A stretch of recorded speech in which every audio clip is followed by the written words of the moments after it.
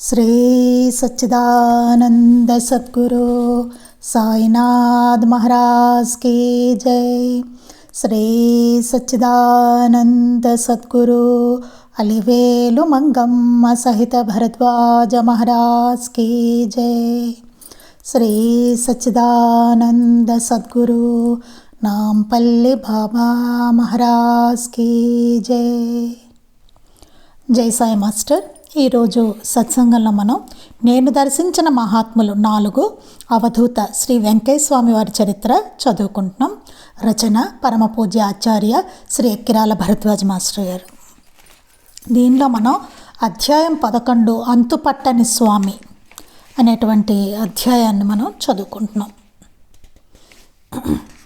క్రితం సత్సంగంలో మనం ఏం చెప్పుకున్నామంటే మహాత్ములు అంటారు కదా, స్వామి మిమ్మల్ని నాకేదైనా నిదర్శనం చూపండి అని చెప్పి ఒక భక్తుడు అడిగితే స్వామి అన్నారట, అయ్యా నిదర్శనం చూస్తావా, సరే కళ్ళు మూసుకో అని చెప్పారట।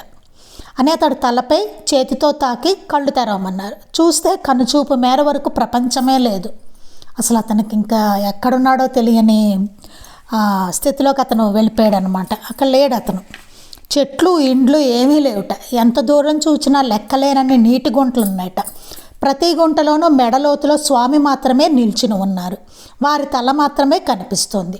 ఆ దృశ్యం చూడలేక స్వామి తమరు దైవస్వరూపులు, మీకు ఆది అంతము లేవు, ఈ దృశ్యం భరించలేను, మామూలు దృష్టి ప్రసాదించండి అని విశ్వరూపం చూచిన అర్జునిలా వెంకట్రెడ్డి వణికిపోతూ అన్నాడు।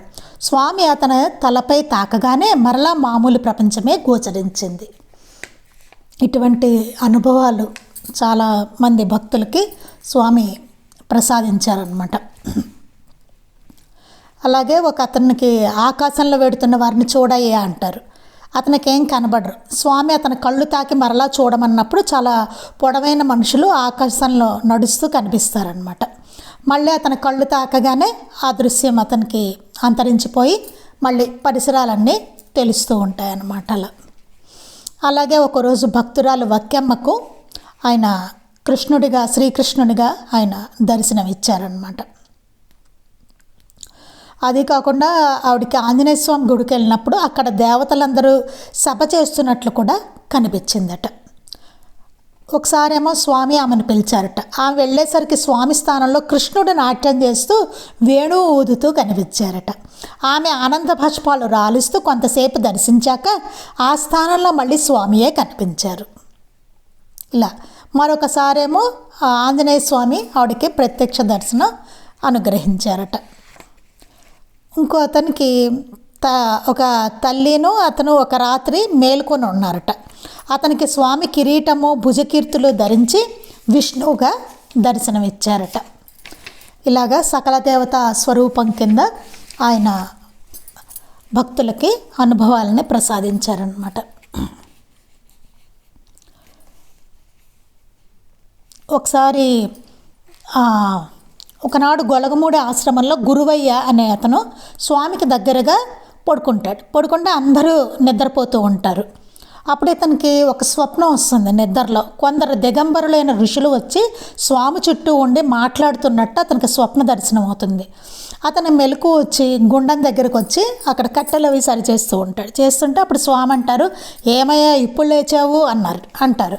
వెంటనే అతనికి మైకం వచ్చి గుండం దగ్గర పడిపోతాడు। మళ్ళీ మైకం వచ్చేస్తుంది అతనికి, వచ్చి గుండం దగ్గర పడిపోతాడు। ఋషీశ్వరులు వెళ్ళేంత వరకు లేవలేదు। అప్పటి వరకు అతను అసలు లేవలేదట। ఒకసారి కొందరు భక్తులు తులసవ్వను తమతో కూడా కాశీ రమ్మంటారు। స్వామి అడిగితే వాళ్ళని పోనీ మనం రేపు పోదామని 4 రోజులు చేసేస్తారు। ఆమె అలిగే అన్నం కూడా తినకుండా పడుకుంటుంది। 8 గంటలైనా లేవలేదు। రాత్రంతా తనను స్వామి సాక్షాత్తు యాత్ర చేయించినట్లు దర్శనం అవుతుంది। నెల తర్వాత యాత్రకు వెళ్ళిన వారు తిరిగి వచ్చినప్పుడు అక్కడ విశేషాలన్నీ ఆమె చక్కగా వివరించింది। అందరూ ఆశ్చర్యపోయారు।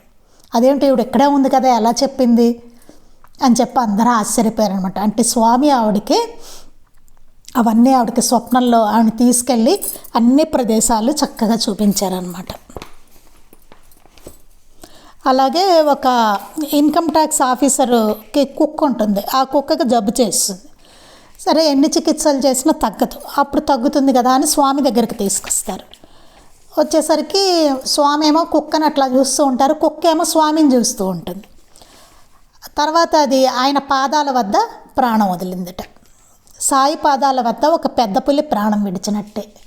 అంటే ఆయన ఈ కుక్క కూడా ఆయన భక్తుడు అన్నమాట.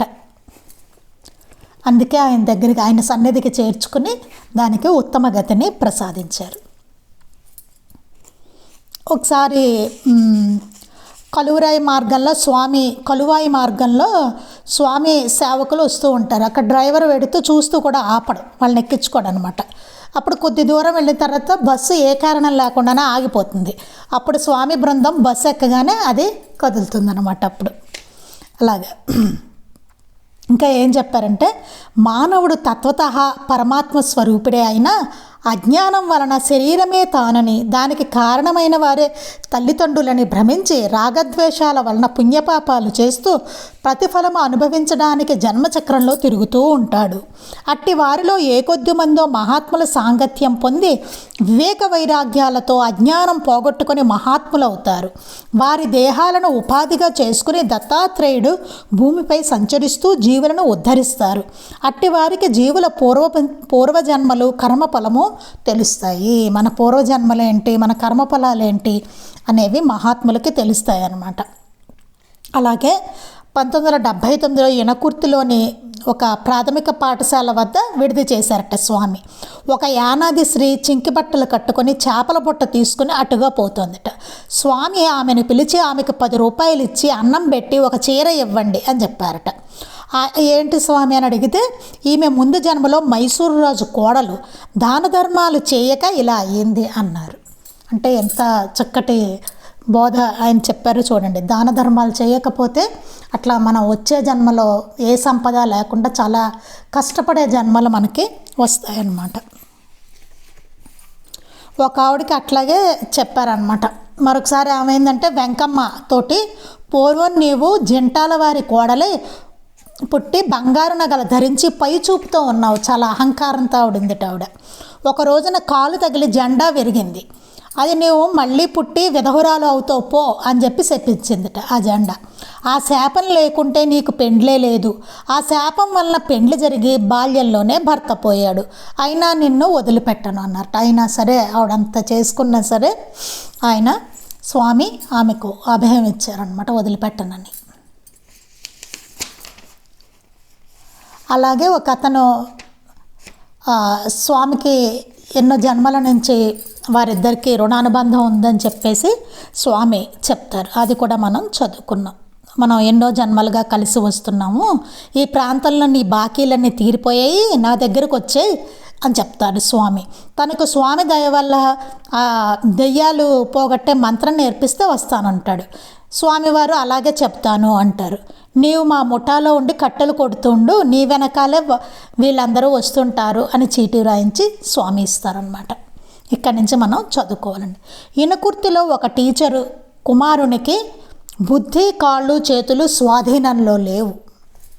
ఇక్కడ ఏమైందంటే, ఇనకుర్తిలో ఒక టీచర్కి కొడుకున్నట్ట. అతనికి బుద్ధిమాన్యం ఉండి కాళ్ళు చేతులు కూడా స్వాధీనంలో లేవు, అతను నడవలేడు, అట్లా కూడా ఉన్నాడు. స్వామికి చూపితే ఏం చేస్తాం, పూర్వజన్మలో పందెపు గుర్రాలు తోలేవాడు, వాటిని కొట్టిన పాపం అనుభవించాలి కదా అన్నారు. ఎందుకు అలాంటి పరిస్థితి అతనికి వచ్చిందంటే, అతని టీచర్ కుమారుడికి క్రితం జన్మలో పూర్వజన్మలో అతను పందెపు గుర్రాలు తోలేవాడట. అంటే ఈ హార్స్ మీద పెడతారు కదండి, గుర్ర పందాల మీద, అవి తోలేవాడట అతను. వాటిని కొట్టిన పాపం అనుభవించాలి కదా, అవి ఫాస్ట్గా వెళ్ళాలి కదా, ఫస్ట్ వెళ్ళాలంటే, అందుకని వాటిని కొట్టేవాడు అనమాట. ఆ కొట్టిన పాపం ఏం చేయాలి, అనుభవించాలి అని చెప్పారట. అందుకని ఈ జన్మలో అతను బుద్ధిమాన్యంతో కాళ్ళు చేతులు స్వాధీనంలో లేకుండాను అతను అట్లా జన్మించాడనమాట తర్వాత జన్మలో. అందుకని చాలా జాగ్రత్తగా ఉండాలి. ఏ జీవిని కూడా హింసించకూడదని మనం ఏమనుకుంటాం, మనుషుల్నే అనుకుంటాం, కానీ ఇతర జీవులను కూడా అసలు హింసించకూడదు. తర్వాత జన్మలు ఇంత దారుణంగా వస్తాయన్నమాట మనకి. చూడండి, ఇప్పుడు ఆవుల్ని వాటిల్ని కూడా మనం ఇప్పుడు గృహప్రవేశాలు వాటికి తీసుకొస్తాం కదా, మామూలుగా సరే అవి ఒక్కోసారి పాపం అవి ఎక్కడో అపార్ట్మెంటుల్లో 5వ ఫ్లోర్ 6వ ఫ్లోర్ ఇప్పుడు 20 ఫ్లోర్లు కూడా ఉంటున్నాయి, 40 ఫ్లోర్లు కూడా ఉంటున్నాయి. ఇవన్నిటి ఎక్కించడం ఇట్లా చేస్తున్నారు. అది చాలా పాపం వాటికి ఎంత కష్టం కలుగుతుందండి. ఒక దెబ్బ వేయకుండా తీసుకొస్తారు వాళ్ళు కొడతారు, లేదా వాటికి ఆ ట్రైనింగ్ ఇస్తూ ఉంటారు కొట్టి దాన్ని ఎక్కడానికి. అసలు దాని శరీర నిర్మాణం అట్లా మెట్లెక్కే శరీర నిర్మాణం దాన్ని కాదు కదా పాపం. ఎంత బాధాకరం అండి, అన్ని మెట్లు కొట్టి ఎక్కించడం ఇవన్నీను కదా. మనమేమో శుభమాని చేసుకుంటూ అవునంత బాధించాలా. రాకపోతే ఏమవుదో, ఏమీ పాపాలు అవి వచ్చేసేవి మనకి. దాన్ని కొడితే పాపాలు వస్తాయి, అంతే కదా. దాన్ని కొట్టడం అనేది పాపం తప్ప దాన్ని తీసుకురాకపోతే ఏదో అశుభం ఇట్లా ఏమీ కాదు. చాలా ఎంతగా మనకి ఆ సెంటిమెంట్లు ఉంటే ఏం చేయాలంటే, ఇప్పుడేవో వస్తున్నాయి కదా ఇత్తడివి ఇవి ఆవు దూడ ఇట్లాగా, అవి తెచ్చుకోవడమే పళ్ళెల్లో పెట్టుకుని చక్కగా లోపల తెచ్చుకుంటే అయిపోయాయి. ఏముంది దానికి. వాటిని కొట్టడాలు ఇవన్నీ చాలా దారుణమైనది అనమాట అండి. ఎందుకంటే పాపం అనేది మనం అందులో పాలు పంచుకున్న మన వల్ల జరిగింది కాబట్టి మనం కూడా ఆ ఫలితాన్ని అనుభవించవలసి వస్తుంది. చాలా జాగ్రత్తగా ఉండాలి ఇట్లాంటి ఇతర జీవుల పట్ల కూడా.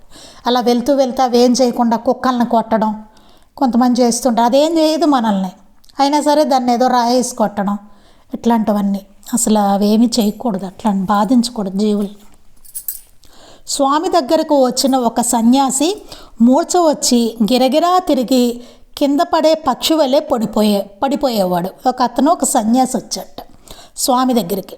అతను వచ్చి గిరగిరా తిరిగి కింద పడే పక్షి వలె పడిపోయేవాడు. ఒక పక్షిలాగా పడిపోయేవాట, గిరగిరా తిరిగి పడిపోవడం అనమాట. పక్షి చూడండి గిరగిరా తిరిగి కింద పడినట్టు అట్లా అతను తిరిగి పడిపోయేవాట. స్వామి, పూర్వం ఇతడు పక్షులను వేటాడేవాడు, అనుభవించవద్దా అన్నారు. పూర్వం అతను పక్షులను వేటాడట ఈ సన్యాసి, అందుకని ఈ జన్మలో దాన్ని అనుభవిస్తున్నాడు. గిరగిరా తిరిగి పడిపోతున్నాడు అనమాట. నాగుల వెల్లటూరులో 2 బొటనవేళ్ళు స్పర్శ తెలియని పిల్లవాని గురించి ఇతడు తమాషాకు వంగల కర్రతో పిట్టలను కొట్టేవాడు, అనుభవించక తప్పుతుందా అన్నారు. ఒక నాగుల వెల్లటూరులో 2 బొటనవేళ్ళు, అతనికి 2 బొటనవేళ్ళకు స్పర్శ తెలియట్లేట. ఆ పిల్లవాడిని తీసుకొచ్చారు. ఆ పిల్లవాడి గురించి చెప్పారట ఎందుకు అట్లా ఉన్నాడన్నది. ఇతడు తమాషాకు వంగల కర్రతో పిట్టలను కొట్టేవాడు. ఇట్లా కొడతారు కదా, దాంతో పిట్టలను కొట్టేవాడట. ఇంకా ఆ పాపం ఇతను ఇట్లా అనుభవిస్తున్నాడు అనమాట. స్పర్శ తెలియట్లేదు అతనికి. అలా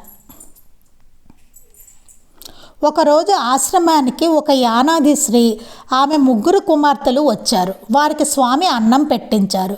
విస్తట్లోని అన్నం తల్లి కంటే బిడ్డలు ముందు తినేశారు. ఆమెకు మరలా అన్నం పెట్టించి, స్వామి, వీళ్ళే కాదయ్యా, ఈమెకి ఇంటి దగ్గర ఇంకా 4 బిడ్డలు ఉన్నారు. ఆవిడ గురించి చెప్తున్నారు ఇక్కడ. ఇది చాలా జాగ్రత్తగా వినాల్సిన విషయం అన్నమాట. ఒకరోజు ఆశ్రమానికి ఒక యానాది స్త్రీ ఆమె 3 కుమార్తెలు వచ్చారట. ఒక యానాది శ్రీను ఆవిడకి 3 కుమార్తెల్ని తీసుకుని ఆవిడ వచ్చింట ఆశ్రమానికి. వారికేమో స్వామి అన్నం పెట్టించారట. పాపం పేదవాళ్ళ అన్నం పెట్టించారు. విస్తట్లోనే అన్నం తల్లి కంటే బిడ్డలు ముందు తినేశారు. విస్తట్లో అన్నం పెట్టారు. పెట్టేసరికి తల్లి కన్నా ముందు బిడ్డలు తినేశారట. ఆ అన్నం అంతా తల్లికి లేదు, ఆ 3 పిల్లలు తినేశారు, ఆడపిల్లలు. ఆమెకు మరలా అన్నం పెట్టించారట స్వామి. పెట్టించి చెప్పారట, వీళ్ళే కాదయ్యా, ఈమెకి ఇంటి దగ్గర ఇంకా 4 బిడ్డలు ఉన్నారు. ఈ 3 బిడ్డలు కాదు, ఇంకా ఇంటి దగ్గర ఆవిడకి 4 పిల్లలు ఉన్నారు, వీళ్ళే కాదు అని చెప్పారట. పూర్వం ఈమె వెంకటగిరి రాజుగారి కోడలు. ఆవిడ గత జన్మ గురించి చెప్తున్నారు. ఆవిడ పూర్వజన్మలో ఈవిడ వెంకటగిరి రాజుగారి కోడలట. తన 7 దాసీలకు తిండి పట్టకుండా ఈమె హాయిగా భోజనం చేసింది. ఇక్కడ 3, ఇంటి దగ్గర ఇంకో 4 ఉన్నారు, మొత్తం 7 పిల్లలు. గత జన్మలో ఏంటిట 7 దాసీలు ఉండేవారు ఈవిడికి. ఆ 7కు తిండి పెట్టకుండా ఈమె హాయిగా భోజనం చేసిందిట.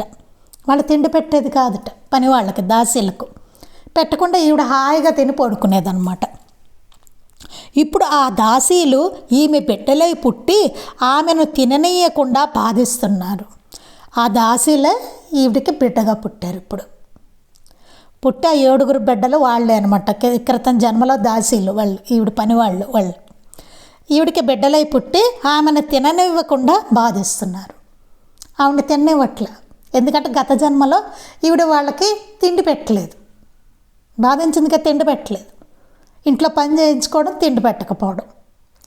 వీళ్ళు ఏం చేశారు, ఇప్పుడు బిడ్డలుగా పుట్టారు. పుట్టి ఏం చేస్తున్నారు, ఆవిడ తిండి తిననివ్వట్లేదు. తిండి అంతా వాళ్ళే 7 తినేస్తున్నారు. ఆవిడ తిండి తిననివ్వట్లేదు. చూడండి, బిడ్డలుగా పుట్టారట. మరి తీర్చుకోవద్దు, అది ఆవిడ చేసుకున్నది అనుభవించాలి కదా తిండి లేకుండా. అది ఇట్లా చాలా జాగ్రత్తగా ఇవన్నీ గుర్తుపెట్టుకోవాలండి. పని వాళ్ళకు కూడా చక్కగా సమృద్ధిగా వాళ్ళకి డబ్బులు ఇవ్వడం కానీ, ఏమన్నా పెట్టడం కానీ, అవన్నీ వాళ్ళని బాగా చూసుకోవాలి. అది శ్రీ సాయిబాబా అలాగే శ్రీ వెంకయ్య స్వామి కూడా భక్తులను దక్షిణ అడిగి తీసుకునేవారు. బాబా కూడా వెంకయ్య స్వామి, సాయిబాబా లాగే స్వామి కూడా, వెంకయ్య స్వామి వారు కూడా భక్తుల్ని దక్షిణ అడిగి తీసుకునేవారట. దక్షిణ అంటే శ్రద్ధతో కూడిన సామర్థ్యము. మనలో పనిచేసే ప్రకృతి శక్తులు, విశ్వమంతటా పనిచేసే ప్రకృతి ధర్మాలే. ఈ సృష్టి మొత్తాన్ని అలా నడిపించేది దైవశక్తే. ఈ మొత్తం సృష్టిని అంతా నడిపించేది దైవశక్తే. మనల్ని కానీ మొత్తం ఈ ప్రపంచాన్ని మొత్తం ఈ సృష్టి అంతా నడిపించేది ఆ దైవమే. అదే శక్తి నడిపిస్తుంది. ఆ సంగతి మరిచి మనము అహంకరిస్తుంటాం. ఆ సంగతి మర్చిపోతాం. నేనే చేశాను అంత అనుకుంటాం. అట్లా ఎట్లా చేసాం మనం? ఒక శక్తి మన చేత చేయించడం కదా అది ఆలోచించాం మనం. నేనే చేశాను, అయితే నేనే సంపాదిస్తాను. అంత ఎనర్జీ ఎట్లా వచ్చింది మనకి పని చేయడానికి? ఆహారం తిన్నాం, ఆ ఆహారం ఎట్లా వచ్చింది? ప్రకృతి నుంచే కదా. డబ్బులు ఉన్నాయి, ఇంకేమీ లేవు, పళ్ళు ఫలాలు ఏమీ లేవు, మన కూరలు బియ్యము ఇవేమీ లేవు అనుకోండి, డబ్బులు తిని మనం ఉండగలమా? డబ్బు ఉంటే మాత్రం నేను కొనుక్కున్నాను అనడానికి డబ్బు ఒక్కటే ఉంది, ఆ వస్తువులు అవన్నీ లేవు. అప్పుడు డబ్బు తిని మనం ఉండలేం కదా. చూడండి, అందుకని అవి చాలా విలువైనవి డబ్బు కన్నా, ఆహార పదార్థాలు అవన్నీను. ఎందుకంటే ప్రకృతి మనకిస్తోంది, అది గుర్తుపెట్టుకోవాలి. ఆ సంగతి మరిచి మనం అహంకరిస్తుంటాము. వివేకంతో విషయం గుర్తించి శ్రద్ధతో భగవంతుడే సర్వానికి యజమాని అని గుర్తుంచుకోవాలి. అందుకే మనం ఏదో చేస్తున్నాం అని అహంకరించకుండా ఆ విషయాన్ని మనం గుర్తించాలి. ఏ ఎనర్జీతో మనం చేస్తున్నాం? ఆ దైవశక్తి, ఆ దైవం ఇచ్చిన ఎనర్జీతో మనం చేస్తున్నాం. మనం ఉద్యోగం చేసినా, ఇంకోటి చేసినా, డబ్బు సంపాదించుకున్నా, ఏం చేసినా సరే మనం ఆ ఎనర్జీతోటే మనం చేస్తున్నాం. అది గుర్తించుకుని శ్రద్ధతో భగవంతుడే సర్వానికి యజమాని. బాబా చెప్తారు కదా, భగవంతుడే యజమాని అని. అది గుర్తుంచుకోవాలి. దీన్నే సాయిబాబా అల్లా మాలిక్ అని చెప్పారు. బాబా అల్లా మాలిక్ అనేవారు. ఎందుకని? భగవంతుడే అంతటికీ యజమాని, ఆయనే. అది దానికోసం. ఈ సత్యం మనకు నిస్సంశయంగా సద్గురువు అనుభవించినప్పుడే తెలుస్తుంది. సద్గురువుకు దైవానికి మనము సమర్పించే శ్రద్ధాభక్తులే దక్షిణ ప్రదక్షిణలకు అర్థం. సద్గురువుకి అసలు దక్షిణ ప్రదక్షిణ అంటే అర్థం ఏంటంటే, సద్గురువుకు దైవానికి మనం సమర్పించే శ్రద్ధాభక్తులే. మనం దక్షిణ అంటే ఏదో ధనం అనుకుంటాం కదా మామూలుగా, ఇన్ జనరల్ మనం. కానీ మనం సమర్పించే శ్రద్ధాభక్తులే, మనకు ఉండేటువంటి శ్రద్ధ భక్తి ఆయనకి సమర్పించినవి, అవే దక్షిణ ప్రదక్షిణ అన్న అర్థం. అదే ఒకరోజు హిందీ పండిట్ మస్తాన్ సాహెబ్ స్వామికి 2 రూపాయలు సమర్పించి నమస్కరించాడు. స్వామి 26 రూపాయలు రావలసి ఉన్నదని ఆయనకు రాసి ఇవ్వండి అన్నారు. 3 నెలల తర్వాత అతనికి ప్రభుత్వం 26 రూపాయలు అదనపు ఇంక్రిమెంట్గా మంజూరు చేసింది. చూడండి, భలే ఉంది లీల. ఒకరోజు సేమ్ చూడండి, మన లీలామృతంలో బాబాకి దక్షిణ సమర్పించమని అడిగినప్పుడు చెప్పేవారు కొన్ని, ఇంత ఇవ్వే అని చెప్పేవారు. తర్వాత తనకి చాలా ఆ డబ్బులతో అంతా తనకి ఉద్యోగంలో జీతం పెరగడము ఇట్లా ఏవో జరుగుతూ ఉండేవి. అలాగే స్వామి దగ్గర కూడా ఇట్లాంటి లీలాలు జరిగేవి అనమాట. ఒకరోజు హిందీ పండిట్ మస్తాన్ సాహెబ్ అనే ఆయన స్వామికి 2 రూపాయలు సమర్పించి నమస్కరించాట. నమస్కరిస్తే స్వామి అన్నారట 26 రూపాయలు రావలసి ఉన్నది, ఆయనకి రాసి ఇవ్వండి అన్నట్ట. 26 రూపాయలు రావాల్సింది, అలా అని చీటీ రాయండి అన్నట్ట. ఏం అర్థం కాలేదు, 26 రూపాయలు రావాల్సి ఉండడం ఏంటి అని అనుకుంటారు అందరూ, ఎవరికి అర్థం కాదు. తర్వాత 3 నెలల తర్వాత అతనికి ప్రభుత్వం 26 రూపాయలు అదనపు ఇంక్రిమెంట్లుగా మంజూరు చేసింది. అతనికి ఇంక్రిమెంట్ పెరిగిందనమాట, 26 రూపాయలు ఎక్కువ అతనికి ఇంక్రిమెంట్ ఇచ్చారనమాట. అది స్వామి ఆశీస్సులతో అతనికి అట్లా ధనం వచ్చిందనమాట. స్వామి కొంతమందితో ఇంత డబ్బు పెడితే కానీ మాట రాదని చెప్పేవారు. ధనాశపరులు, లోభులు స్వామికి డబ్బు పిచ్చి అనుకునేవారు. సేమ్ బాబాని ఎట్లా అనుకునేవారు, స్వామిని కూడా అలాగే బాబాని అనుకునేవారు, ఈయన దక్షిణలు వసూలు చేస్తున్నారు, డబ్బులు వసూలు చేస్తున్నారు అని అనేవారు. అలాగే స్వామి గురించి కూడా అనుకునేవారు అనమాట. ధనాశపరులు, లోబులు స్వామికి డబ్బు పిచ్చి అనుకునేవారు. ఈయనకేదో డబ్బు పిచ్చి, అందుకే దక్షిణలు అడుగుతున్నారు ఈయన అని అనుకునేవారు అనమాట. ఒకప్పుడు దక్షిణ దేశం నుండి వచ్చిన ఒక రైతు 2 రూపాయలు దక్షిణ పెట్టి ప్రశ్న అడిగాడు. స్వామి తడవకు ఒక మాట చెప్పి మళ్ళీ దక్షిణ పెడితే కానీ వాక్కు రాదని చెప్పి అతని వద్దనున్న పైకమంతా సమర్పించాకనే తమ ఆశీర్వచనంగా చీటీ రాసి ఇచ్చారు. అతను ఏదో ప్రశ్న అడిగాట, పెడితే స్వామి చెప్పి మళ్ళీ ఇంకోటి చెప్పాలంటే నువ్వు దక్షిణ పెట్టి ఇక్కడ డబ్బులు పెట్టని చెప్పారట. అతను మళ్ళీ పెట్టిన తర్వాత కానీ అతనికి చెప్పి అప్పుడు అతను ఉన్న పైకమంతా సమర్పించిన తర్వాతే తమ ఆశీర్వచనంగా అతని చీటీ రాయించి ఇచ్చారట. చివరికి అతని వద్ద ఛార్జీలకు డబ్బు లేదని తెలిసి 116 రూపాయలు ఇచ్చి పంపారు. అతను చివరికి ఛార్జీలకు కూడా డబ్బు లేదు స్వామి అంటే 116 ఇచ్చి పంపారనమాట. కానీ అతనికి కాలాంతరంలో చాలా తీసుకున్న దక్షిణకు ఎన్నో రెట్లుగా స్వామి చేసి ఉంటారు. ఇదే మనం లీలామృతంలో కూడా చదువుకున్నాం. బాబా అంటారు, మీరు సమర్పించేదానికి ఎన్నో రెట్లుగా నేను మీకు మేలు చేయాల్సి ఉంటుంది అని చెప్తారు బాబా. రామయ్యకు వసతి లేక పైరు ఆలస్యంగా పెట్టి అది బాగా పండితే స్వామి పట్టుకి తూముడు రాగులు సమర్పించుకుంటానని మొక్కుకున్నాడు. చేను బాగా పండింది, కానీ తాను మొక్కుకున్న దాంట్లో కొంత భాగం మాత్రమే స్వామికి సమర్పించుకున్నాడు. ఒక రామయ్య అన్నతనికి అప్పుడు వసతి లేక పైరు ఆలస్యంగా పెట్టి కానీ అది బాగా పండిందిట. పైరు ఆలస్యంగా పెట్టినా సరే చాలా బాగా పండింట. అతను మొక్కుకున్నట్ట, స్వామి దయ వలన పండింది అనమాట బాగా. అతను అనుకున్నట్ట స్వామికి రాగులు సమర్పించుకుంటాను అనుకున్నట్ట. చేను బాగా పండింది, కానీ తను మొక్కుకున్న దాంట్లో కొంత భాగం మాత్రమే స్వామికి సమర్పించుకున్నాడు. అతను ఎంతో ఒక క్వాంటిటీ పెట్టుకున్నాడు స్వామికి సమర్పించడానికి. పట్టుకి తూముడు రాగులు అన్నాడు కదా, మరి తూముడు అంటే ఏంటో మరి నాకు తెలియదండి. సమర్పించుకుంటానని అనుకున్నాడు అతను. అనుకొని దాంట్లో సగమే సమర్పించట స్వామికి, మొత్తం సమర్పించకుండా, అన్నంతా కాకుండా.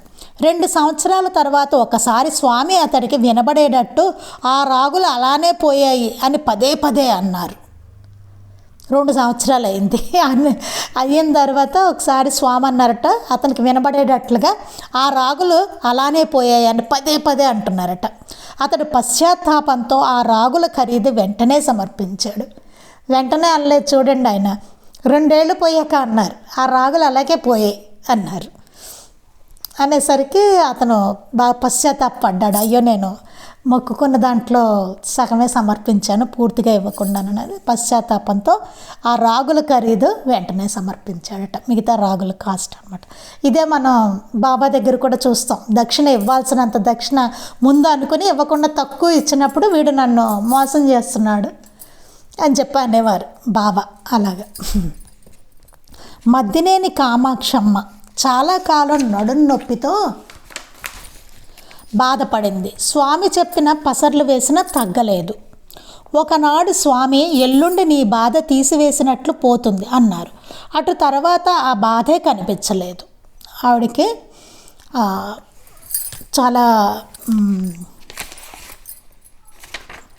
చాలా కాలం నడుం నొప్పి ఉందిటండి ఒక ఆవిడకి.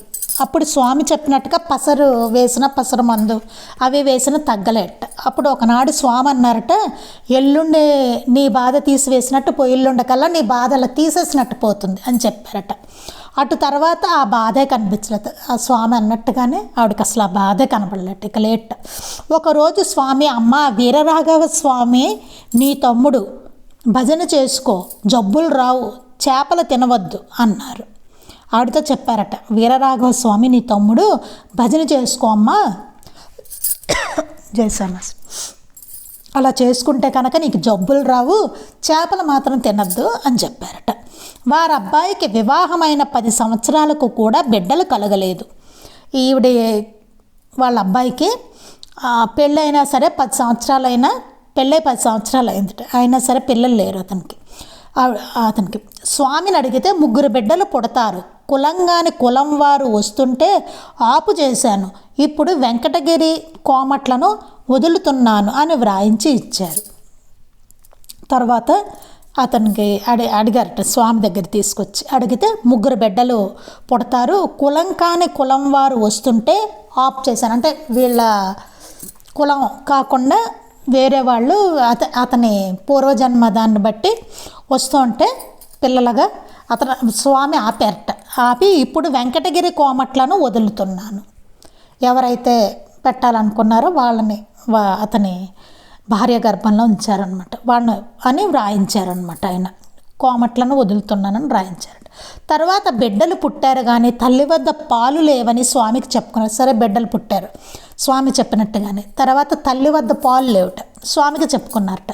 రాత్రి కలలో స్వామి కనిపించి తమ కౌపీనం తాడులాగా పేని తల్లికి తాకించమన్నారు. తెల్లవారేసరికి పాలు పడ్డాయి. చూడండి, రాత్రి కలలో స్వామి కనిపించారట. కనిపించి ఆయన కౌపీనం తాడులాగా పేని తల్లికి తాకించండి అని చెప్పారట కలలో. తెల్లవారేసరికి ఆవిడకి పాలు వచ్చేసాయి. అది స్వామి ఒకప్పుడు వేలూరి రామానాయుడిని 15 రోజుల తీర్థయాత్రకు పొమ్మన్నారు. ఒక అతన్ని తీర్థయాత్రకు వెళ్ళమన్నట్ట 15 రోజులు. కొన్ని వస్తువులు చెప్పి అవి కొని మొలత్రాడులో కట్టుకో, జబ్బులు నీవు పొమ్మంటే పోతాయి అన్నారు. ఏవో కొన్ని వస్తువులు ఏవో చెప్పారట. చెప్పి వాటిని అన్నిటిని కొని మొలతాడులో కట్టుకుంటే జబ్బులు రావు, పొమ్మంటే పోతాయి అన్నారట. యాత్రలో అనేక చోట్ల అనేక మందికి అలా చేస్తే స్వామి చెప్పినట్లే జరిగింది. అతను తిరిగి ఆశ్రమం చేరిన కొద్దిసేపట్లో ఎవరో వచ్చి ఎద్దుకు జబ్బు చేసిందని చెప్పారు. రామానాయుడు ఎద్దులను సమీపించి జబ్బులను పొమ్మని ఆదేశించారు. కానీ ఆ ఎద్దు చనిపోయింది. స్వామిని అడిగితే ఇక ఆ వస్తువులు నీ తోటాలు పనిచేయవు అన్నారు. అంతవరకు అమోఘంగా పనిచేసింది స్వామి ఆశీస్సులే. చూడండి, ఇక్కడ ఏమైందంటే అతనికి మొలతాడులో కొన్ని వస్తువులు ఏవో చెప్పి కట్టుకో అన్నారట. జబ్బులు నీవు పొమ్మంటే పోతాయి, అవి నువ్వు కట్టుకొని జబ్బుని ఇట్లా పో అన్నామంటే జబ్బులు పోతాయి అని చెప్పారట. యాత్రలో అనేక చోట్ల అనేక మందికి అలానే చేశారట. స్వామి చెప్పినట్టే జరిగింది. ఆ యాత్రకు అతను వెళ్తున్నప్పుడు ఎవరైనా జబ్బు పడితే ఆ జబ్బు పడిన వాళ్ళు జబ్బు పో అంటే పోయేదన్నమాట. స్వామి చెప్పినట్లుగానే జరిగింది. అతను తిరిగి ఆశ్రమం చేరిన కొద్దిసేపట్లో ఎవరో వచ్చారట, ఆశ్రమానికి చేరారట. అప్పుడు ఎవరో వచ్చి ఎద్దుకు జబ్బు చేసిందని చెప్పారట. సరే, ఇతను రామానాయుడు ఎద్దుల దగ్గరికి వచ్చాడు. ఎద్దులను సమీపించి జబ్బులను పొమ్మని ఆదేశించాడు. జబ్బు పో అన్నట్టు ఆదేశించట. కానీ ఆ ఎద్దు చనిపోయింది. అయినా సరే ఆ ఎద్దు బతకలేదు, చనిపోయిందట. స్వామిని అడిగట, స్వామి ఇదేమిటి ఎద్దు చనిపోయిందేంటి, మీరు చెప్పారు కదా జబ్బులు పొమ్మంటే పోతాయని. ఇక ఆ వస్తువులు నీ తోటాలు పనిచేయవన్నట్టు. ఇక ఆ వస్తువులను నీవి మాటలు అవి ఏం పనిచేయవని చెప్పారట. అంతవరకు అమోఘంగా పనిచేసింది స్వామి ఆశీస్సులే. ఇతను గొప్పతనం ఏం కాదు, రియలైజ్ అయ్యాడు. స్వామి ఆశీస్సుల వలనే అంతవరకు అది పనిచేసింది అనమాట. అది ఇలాగా ఎన్నో అద్భుతమైన లీలలు స్వామి సన్నిధిలో జరుగుతూ ఉండేవన్నమాట. ఎన్నో అనుభవాలు భక్తులకి ఆయన సామర్థ్యం ఎట్టిదో భక్తులందరూ గ్రహిస్తూ ఉండేవారు. అట్లా మిగిలింది మనం రేపు చదువుకుందాం. శ్రీ సచ్చిదానంద సద్గురు సాయినాథ్ మహారాజ్ కీ జై. శ్రీ సచ్చిదానంద సద్గురు అలివేలు మంగమ్మ సహిత భరద్వాజ మహారాజ్ కీ జై. శ్రీ సచ్చిదానంద సద్గురు నాంపల్లి బాబా మహారాజ్ కీ జై. గురుదేవ దత్త అవధూత చింతన. లోకా సమస్తాః సుఖినో భవంతు. లోకా సమస్తాః సుఖినో భవంతు. లోకా సమస్తాః సుఖినో భవంతు. జై సాయి మాస్టర్.